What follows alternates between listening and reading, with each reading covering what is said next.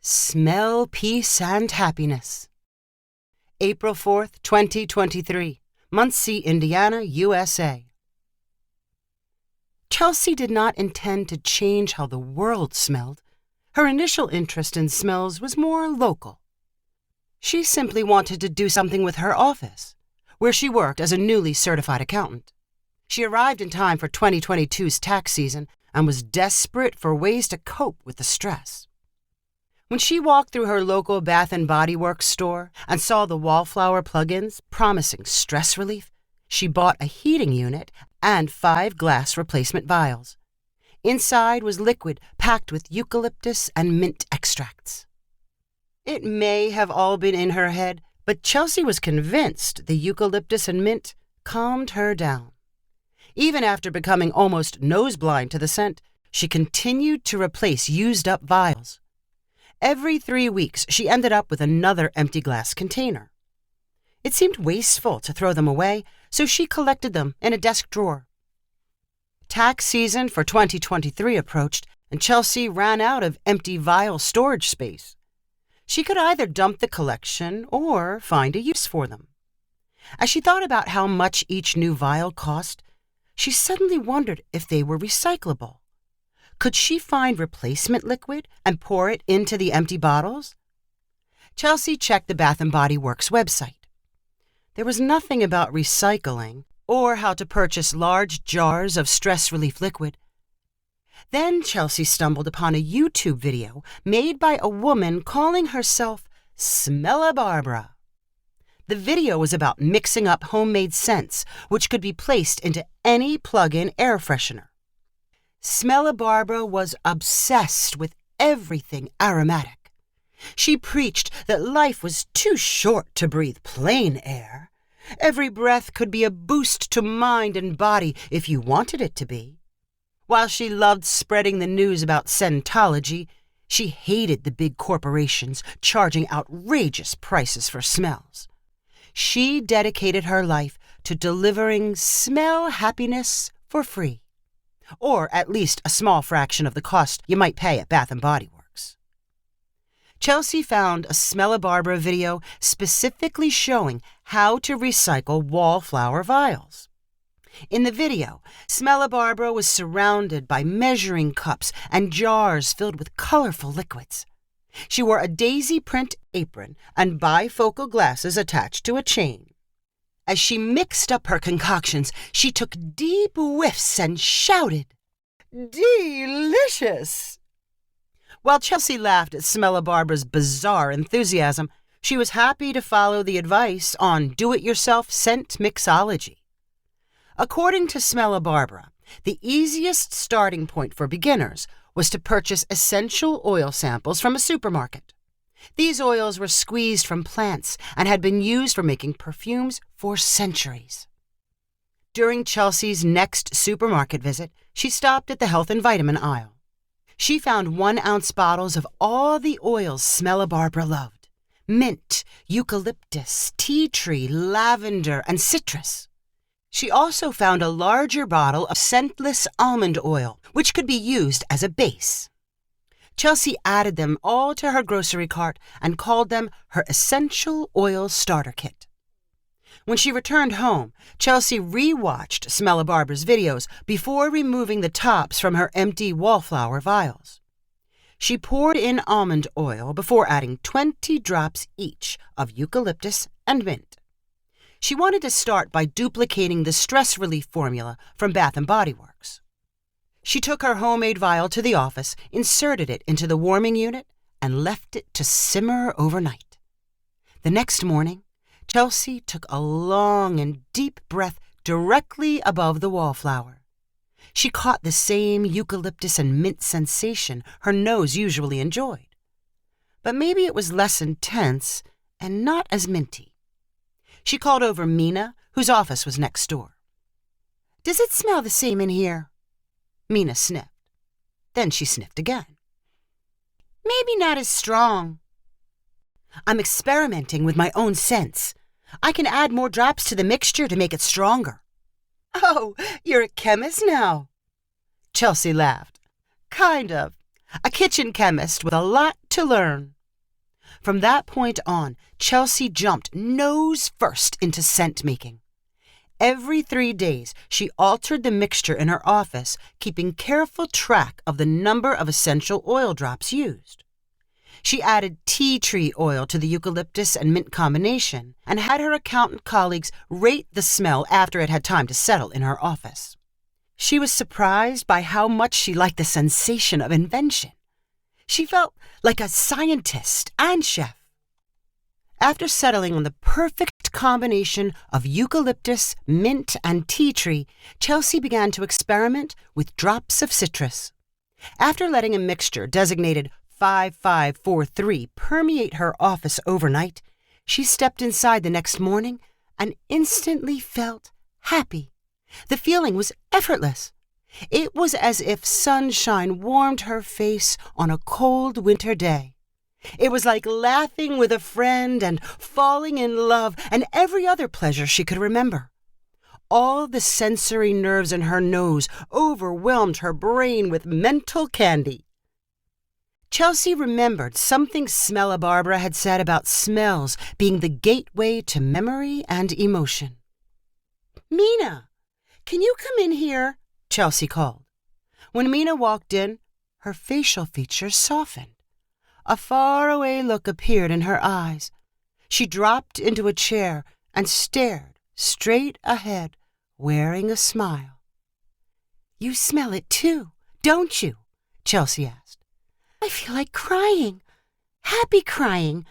I can't tell you why," Mina said quietly. Chelsea called for more of her coworkers.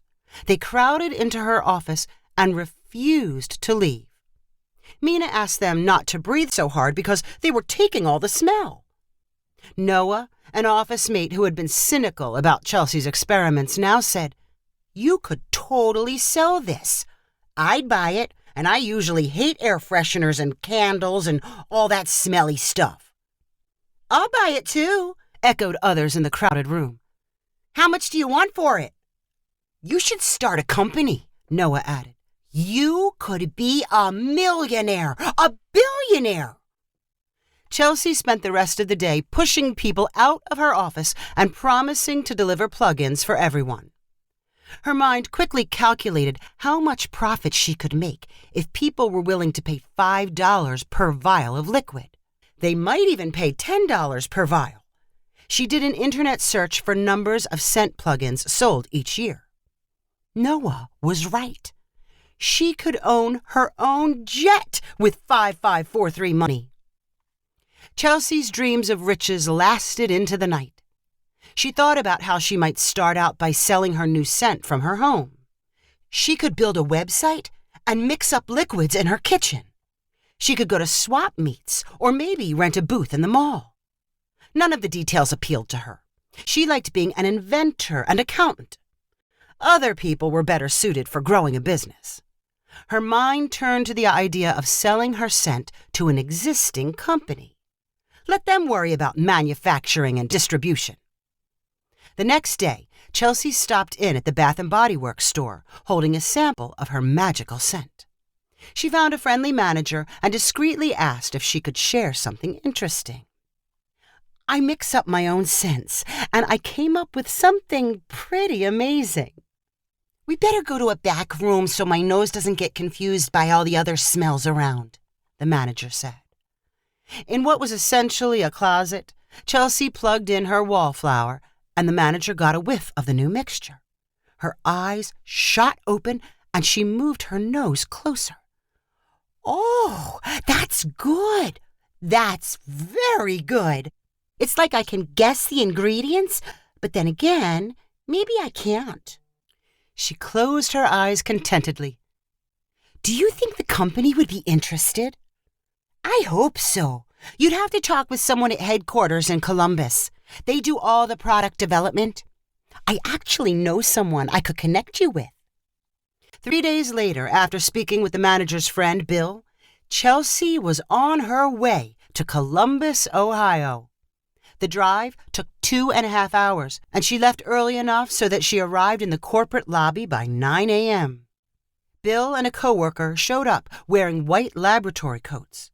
They led Chelsea to a spacious workroom filled with beakers, test tubes, and cabinets labeled with long chemical names. Posters of exotic plants hung on the walls. "We're excited to smell what you've come up with," Bill said matter-of-factly. "Do you have an outlet where I can plug this in?" Chelsea asked, holding up her wallflower. Bill gestured toward a lab bench, and Chelsea warmed up the liquid inside the vial. "Give it a few minutes." Bill nodded, like he understood. When the first hints of the smell drifted toward him, he flinched as his mouth dropped in surprise. He moved closer to the wallflower and closed his eyes. He whispered, "Extraordinary." Chelsea smiled with satisfaction. She had impressed a professional. Bill had probably sampled millions of scents, but hers stood out. "How did you do it?" Bill asked in amazement. "The ingredients are simple, all natural. I just found the right combination." "I'm always skeptical. I get pitched new ideas all the time, but this goes beyond a simple smell. It's primal. It lights up all your nerve endings." It surprised me, too. "We don't advertise this, but we pay $25,000 when someone brings us a scent we use, plus a percentage of sales. You would need to leave us a sample to analyze." Chelsea excitedly pulled a second vial of her 5543 mixture from her handbag. "That sounds great. I would love for you to start selling this. I mean, I want to share it with people." Chelsea shook hands with Bill and his coworker, and they promised to be in touch soon. She drove home thinking about what percentage she would earn on all the bottles sold. At even 1%, she would make millions. Over the next several days, Chelsea daydreamed about what she would buy first with her Bath & Body Works windfall. She settled on a new car with the initial $25,000. Then a big house once the royalty payments started to arrive. She expected a phone call from Bill or the company lawyers, but they were strangely quiet. Then a short email message arrived. "We have decided not to pursue your product idea." Chelsea carefully reread the message and checked the email addresses. There had to be a mistake. The rejection must have been intended for someone else. Bill was so enthusiastic. He had never smelled anything like it. Chelsea replied to the message and called Bill's phone, but she could not get a response. After 24 hours, she sunk into crushed despair. "You shouldn't give up," Mina told her. "There are lots of other companies out there who could be interested." But this seemed so perfect, like it was meant to be. "When one door closes, time to look for another one." "I know. I will." Despite what she said, the thought of reaching out to big smell companies left Chelsea intimidated. Instead, she concentrated on mixing up samples of 5543 for friends and office mates and enjoying their reactions. 2 months after her trip to Columbus, she happened to walk past her local Bath & Body Works store. They were putting up bright yellow displays for a new product line being rushed out in time for the holidays. The scent was called Peace and Happiness, and it was available in soaps, sprays, candles, lotions, and wall plugs. As soon as the first hint reached Chelsea's nose, she knew they were using her magic smell. The sensation was unmistakable, although not as powerful. She purchased some samples and took them to the office. "They totally ripped you off," Mina cried after one sniff. "You need to sue," Noah added. "This is totally wrong." "They seemed so nice," Chelsea said in a miserable voice. "But how would I ever prove I came up with it?" "We'll be your witnesses," Mina replied. "Yeah, but do I really want to get involved with a bunch of lawyers and lawsuits? Sounds miserable and like a lot of work." Chelsea stewed about the stolen scent. At first, she felt violated, like someone had come into her home and stolen a diary or family heirloom. Then she felt angry. She had naively trusted Bill and all the other corporate stooges. They lied and acted like she did not exist. They should not be allowed to get away with it. Chelsea had one more strong emotion. It was kind of like the feeling of eating a meal and still feeling hungry. She was unfulfilled, and whether they knew it or not, every customer who bought peace and happiness would be too. They would never know the power of the scent at its true potency. As Chelsea wondered how she might get revenge and fulfillment together, she remembered Smell-a Barbara. The woman had seemed a little crazy, but now Chelsea understood all the rants about big smell corporations. Perhaps Smell-a Barbara had been burned like Chelsea. Smell-a Barbara's mission was to bring people joy through smells. Chelsea wanted the same thing.